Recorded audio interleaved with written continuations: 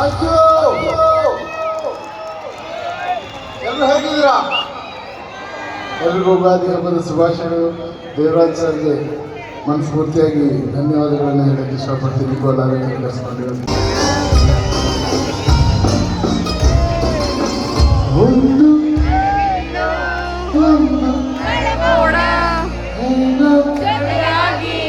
ತುಂಬಾ ಸೊಗಸಾಗಿ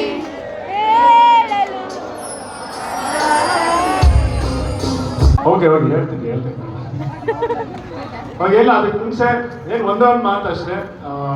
ಅಫ್ಕೋರ್ಸ್ ಯುಗಾದಿ ಹಬ್ಬ ಅಂದ್ರೆ ಎಲ್ಲರೂ ಹೇಳ್ತಾರೆ ಬೇವು ಬೆಲ್ಲ, ಜೀವನ ಖುಷಿ ಇರಬೇಕು, ದುಃಖನೂ ಇರಬೇಕು, ಎರಡನ್ನೂ ಏನೋ ಸಮವಾಗಿ ಸ್ವೀಕರಿಸ್ಬೇಕು ಅಂತ. ಬಟ್ ಒಂದೇ ಒಂದು ಮಾತು, ಏನು ಜಾಸ್ತಿ ಬೋಧನೆ ಮಾಡ್ತೀನಿ ಅನ್ಕೋಬೇಡಿ, ಖುಷಿಯಾಗಿದ್ದೀವಿ. ಸೊ ಜೀವನದಲ್ಲಿ ನೆಮ್ಮದಿ ಅನ್ನೋದು ತುಂಬಾ ಮುಖ್ಯ. ಅಂಡ್ ಅದನ್ನ ಪಡ್ಕೊಳ್ಳೋ ನಿಜ ಎಲ್ಲರೂ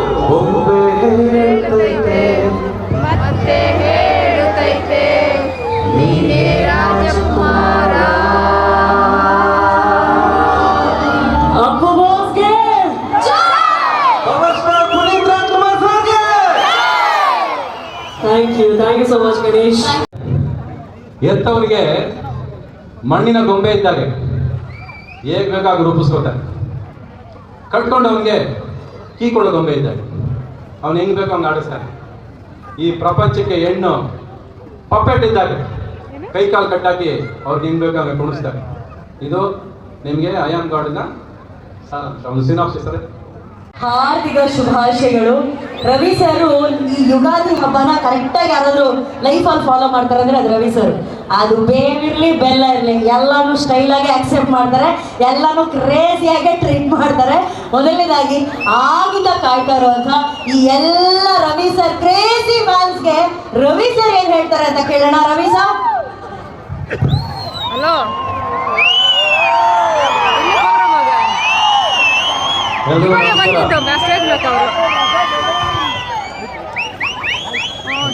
ನನ್ನ ಕೇಳ್ತಿದ್ರೆ ನನಗೆ ರೋಮಾಂಚನ ಆಗುತ್ತೆ ಇವತ್ತು.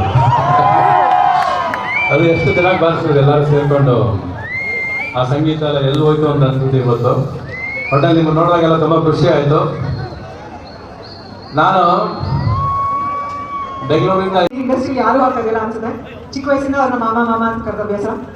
ಶ್ರೀ ಡಿ ರವಿಚಂದ್ರನ್ ಅವರಿಗೂ, ಸನ್ಮಾನ್ಯ ಶ್ರೀ ದೇವರಾಜ್ ಸರ್ ಅವ್ರಿಗೂ, ಹಾಗೂ ಇಲ್ಲಿ ನೆರೆದಿರುವಂತಹ ಕೋಲಾರದ ಎಲ್ಲ ಕನ್ನಡ ಕಲಾಭಿಮಾನಿಗಳಿಗೂ ನಿಮ್ಮ ಅನುಪ್ರಭಾಕರ್ ಮುಖರ್ಜಿ ಮಾಡುವ ನಮಸ್ಕಾರಗಳು.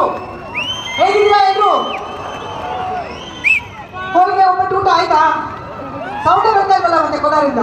ಅವ್ರಿಗೆ ನಾಳೆ ಕೇಳಬೇಕು, ಇವತ್ತೆಲ್ಲ ವೆಜ್ಜು, ನಾಳೆ ಹೊಸ್ಕೊಡ್ಬೇಕು. ನಾಳೆ ಹೊಸ್ಕೊಡ್ಬೇಕು, ಎಕ್ಸಾಕ್ಟ್ಲಿ. ಆರಾಮಾಗಿದ್ದೀರಾ ಎಲ್ರು?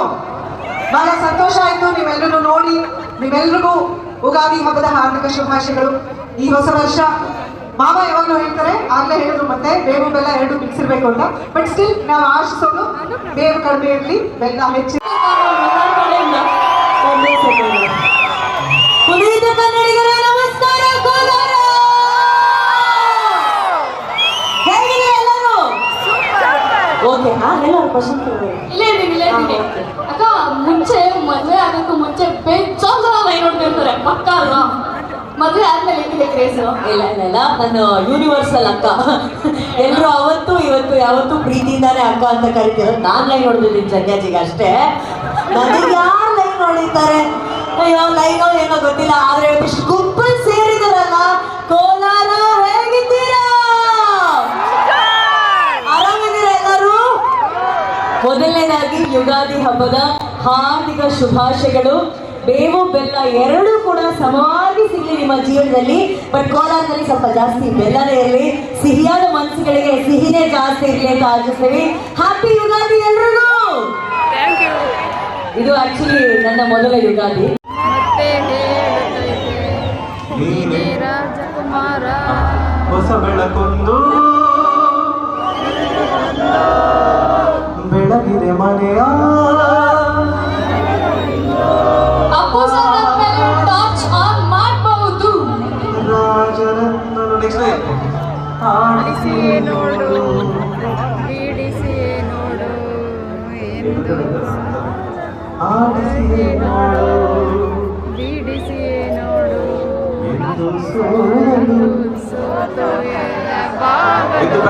ಪೂರ್ತಿ ಇಡೀ ಕೋಲಾರ